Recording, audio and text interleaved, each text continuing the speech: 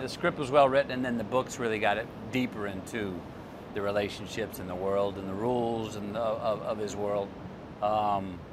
It's not that hard to explain after reading them. You know, there are these types of movies that we could be sitting here even after doing it and have real trouble explaining what the hell it all means.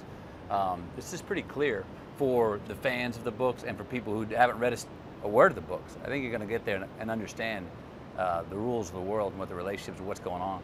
Stephen King has a legacy of phenomenal literature that's turned into film, done it very successfully. And I think the more imaginative the filmmakers and the more they trust in what that vision is, I think the more better the film or the material is, the script is. So, yeah. I think we used the distance that we had from each other. And Matthew and I only shot maybe 2 or 3 days in total on this film over 4 or 5 months. So, you know, and, you know, in story, you know, the Roland and Walter, you know, they've been at odds for a very, very long time. So I didn't get to see Matthew. I saw Matthew one time. We had a quick chat on literally by our trailers. He went that way, I went that way. And that was it. It was good, though. We had a healthy distance, but we also, you know, as actors, we have a healthy respect for each other. So I knew whether I saw him or not, we were going to, you know, bring our perspective weight to the screen, you know. And you know, Walter visits him not in the flesh very often in the books. I come in his dreams, I come in nightmares, I come in visions, I come in the wind, you know. Is it me, is it not me?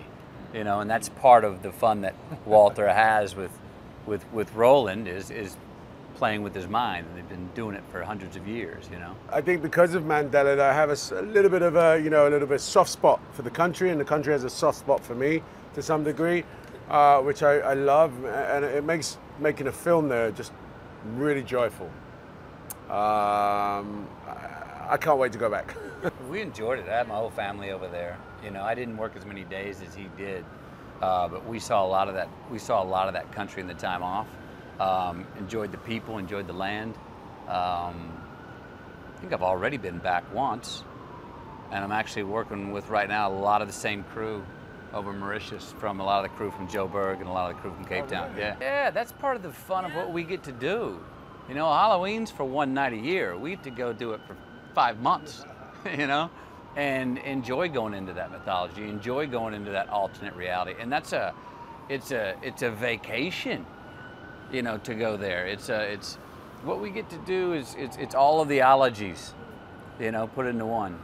You know, weirdly enough, I sort of ditched the sort of, I shouldn't say ditched, but I stayed away from the cowboy aesthetic. I kind of imagined, even with my costume, if you really look at it, it feels more like a coat of armor than it does, you know, what a gunslinger would wear. You know, there is the belt, but there is, you know, his guns are made from Excalibur. You know, I kind of see him as a knight.